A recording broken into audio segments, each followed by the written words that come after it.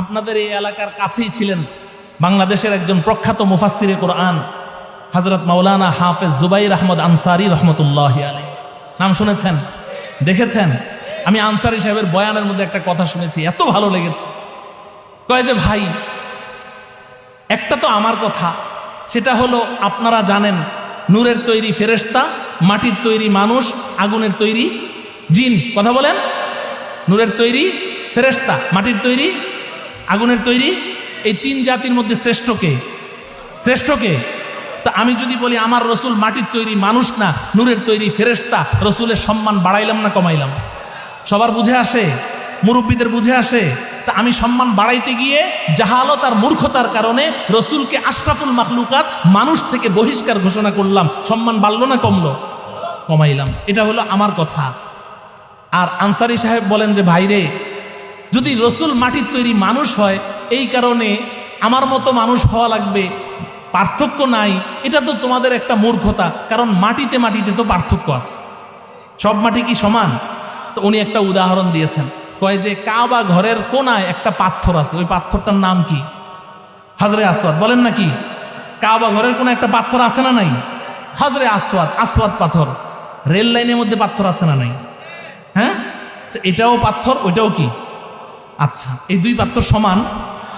কাবা ঘরের কোনায় যে পাথর আছে ওটার মধ্যে যদি আপনি চুমু দেন আপনার গুনাহ সব মাফ। সুবহানাল্লাহ বলেন। নবীজি বলেছেন পাথরটা দুধের মতো সাদা ছিল, এই বনি আদমের গুনাহ চুষতে চুষতে এটা কালো হয়ে গেছে। তাহলে কাবা ঘরের কোনায়ও পাথর, ওটা চুমা দেন আপনার গুনাহ মাফ হয়ে যাবে। আর যদি রেল লাইনের একটা পাথর তুলে চুমা দেন তাহলে কুত্তা আর বিড়ালের পেশাব মুখের ভিতর ঢুকবে। ঠিক না বেঠি? তাহলে পাথরে পাথরে পার্থক্য আছে না নাই? তাইলে মাটিতে মাটিতেও পার্থক্য আছে, আছে না নাই? তাহলে মাটির তৈরি মানুষ বললেই কি রসুলের সম্মান কমে যায়? কথা বুঝে আসছে তো? সবার বুঝে আসছে তো? অন্যকে দাওয়াত দিবেন তো ইনশাআল্লাহ। এটা তো হইল আনসারী সাহেবের কথা আর আমার কথা বুঝাইলাম। আল্লাহ কি বলেন? আল্লাহ রব্বুল আলামিন সূরাতুল কাহফের একেবারেই শেষ আয়াতের মধ্যে বলছেন, কুল ইন্নামা আনা বাশারুম মিথলুকুম। আমাদের নবীজিকে বলছেন, কারণ আল্লাহ জানেন যে এই কোরআন নাজেল হওয়ার 1400 বছর পরে কিছু আশেকে রসুলের আবির্ভাব হবে, আর ওরা আমার রসুলকে এই মানুষ আশরাফুল মাখলুকাত থেকে বহিষ্কার ঘোষণা করবে। এই কথা কোরআন নাজেলের সময় আল্লাহ পাক জানতেন কি জানতেন না? এটা সমাধান দেওয়া ছাড়াই কি কোরআন নাজেল করেছেন? তাহলে তো কোরআন অসম্পূর্ণ থাকবে। তো আল্লাহ পাক আমাদের নবীজিকে বলছেন, কুল, আপনি বলেন, আমি বলবো না, আপনিই বলে দেন ওই সমস্ত আশেকে রসুল যারা আবিষ্কার হবে, ওই যে নামে মাত্র আহলে সুন্নাত ওয়াল জামাত বেদানার মতো, তো এদের সম্পর্কে আপনি বলে দেন ইন্নামা আনা বাশারুম মিসলুকুম। এখানে উলামায়ে কেরামের ভরপুর জামাত আছেন। ইন্নামা শব্দটা বাক্যের শুরুতে কেন ব্যবহার করা হয় এটার ব্যাখ্যা আপনারা বুঝবেন না। অর্থাৎ একজন বক্তা, একজন কথক, তার কথার ব্যাপারে যদি 100% কনফিডেন্স থাকে যে এই কথার ব্যতিক্রম আর হতেই পারে না, তখন আরবরা শুরুতে ইন্নামা শব্দ ব্যবহার করে। এটাকে হারফে হাসর বলা হয়। এই জন্য উর্দুতে, ফার্সিতে তর্জমা করা হয় জুজই নিস্তকে, এটা ছাড়া আর কিছুই না। ইন্নামা শব্দের অর্থ এটা ছাড়া আর কিছুই না। ইন্নামা আনা বাশারুম মিসলুকুম, এই দুনিয়ার মানুষ, আমি মুহাম্মদ ইবনে আব্দুল্লাহ, আমিও তোমাদের মতো মাটির তৈরি একজন মানুষ। এরপরেও কি কোনো সন্দেহ আছে? আচ্ছা, আমার তো সময় শেষ হয়ে গেল, নামাজের সময় হয়ে যাচ্ছে। এটা হলো বাড়াবাড়ি। এদেরকে চিনতে পেরেছেন তো? সংক্ষেপে বলা যায়, আমাদের দেশে যত ভণ্ড পীর আছে, যত রশি আছে, আর যত বাঘ আছে, আর যত পাড়া আছে, আমি আর নাম বললাম না, এই রশি, পাড়া আর এই সমস্ত বাঘ যা আছে, এই সব হলো এই বাড়াবাড়ির দলের অন্তর্ভুক্ত। আমরা কি ওই দলের অন্তর্ভুক্ত থাকবো? আল্লাহ আমাদেরকে হেফাজত করেন। আরেক দল আছে ছাড়াছাড়ি। আরেক দল কি? ছাড়াছাড়ির ওয়াজ আর আজকে করতে পারলাম না। এটা তো ওলামা পরিষদের খালি প্রথম মাহফিল, আরো হবে কি হবে না? আগামী বছর হোক, এটা আপনারা চান? দাওয়াত দিবেন? আগেই দাওয়াত নিয়ে নিলাম। আল্লাহু আকবার। তো এই ছাড়াছাড়ির দল, এই ছাড়াছাড়ির দলের পরিচয় হলো, খুব সংক্ষেপে পরিচয় হলো, আমাদের দেশে বর্তমান নব মুসলিম দাবিদার, তারা নিজেরা নিজেদেরকে নব্য মুসলমান বলে, যে আগে আমরা মুসলমান ছিলাম না, আগে আমরা হানাফি ছিলাম, এখন আহলে হাদিস হয়ে নতুন মুসলমান হয়েছে। এরকম আছে না নাই? আপনাদের নরসিংদীতে বেশি, আপনাদের নরসিংদীতে বেশি। এই যে নব্য মুসলমান দাবিদার আহলে হাদিস বন্ধুরা, এরা হলো ছাড়াছাড়ির শিকার। এরা কিসের শিকার? এরা ছাড়াছাড়ির দল। মনে কষ্ট নিচ্ছেন না, আমি বুঝার জন্য, আমার ইমান বাঁচাতে হবে, ইমান বাঁচাতে হবে, আমি কাউকে আঘাত করার জন্য বলছি না। ওই ছাড়াছাড়ির দল, তারা বাস এটা না হলেও চলে, সুন্নত না পড়লেও চলে। সুন্নত তারাবির নামাজ 8 রাকাত পড়লেও চলে।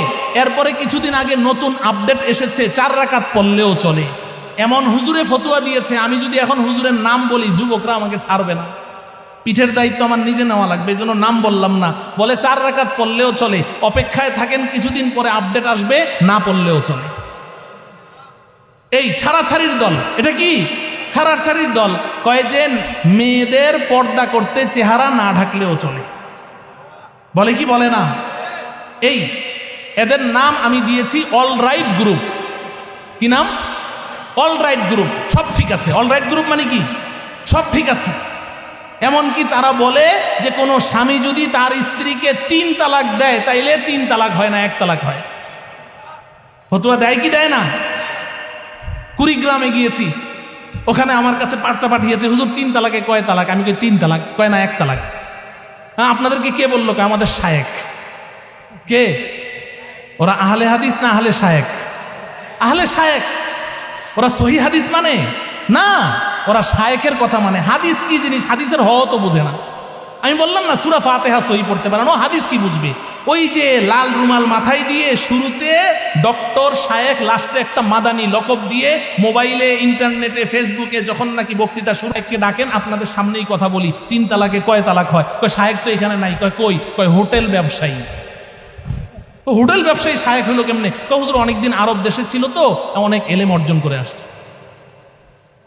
তা আমি বললাম যে ঠিক আছে, 3 তালাকে কয় তালাক, কোরআন হাদিসের দলিল আমি পরে দিচ্ছি। আর একটা অফার দিয়ে যায় আপনাদেরকে। হুজুর কি অফার? কয় আজকে থেকে আমি বললাম বাড়িতে গিয়ে প্রত্যেকেই নিজ নিজ বিবিদেরকে বলবেন আজকে থেকে ছুটি, কোনো রান্না বান্না হবে না, চুলায় আগুন জ্বলবে না। বিবিরা খুশি হবে না বেজার হবে?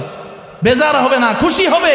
আপনি খালি রান্নার কাজটা ছুটি দেন না, দেখবেন আপনার কি খেদমত করে, সবচেয়ে কষ্টের কাজ। কয় যে হুজুর তাহলে খাবো কি? আমি বললাম ওই অফারটাই দিয়ে যাচ্ছি, সবাই মিলে আপনাদের ওই শায়েকের হোটেলে খাবেন। কয় হুজুর হোটেলে খাইতে তো অনেক পয়সা লাগে। আমি বললাম যে না, মোটেও পয়সা বেশি লাগবে না, ঘরের খরচের চেয়ে অর্ধেক লাগবে। কয় হুজুর সেটা কেমনে?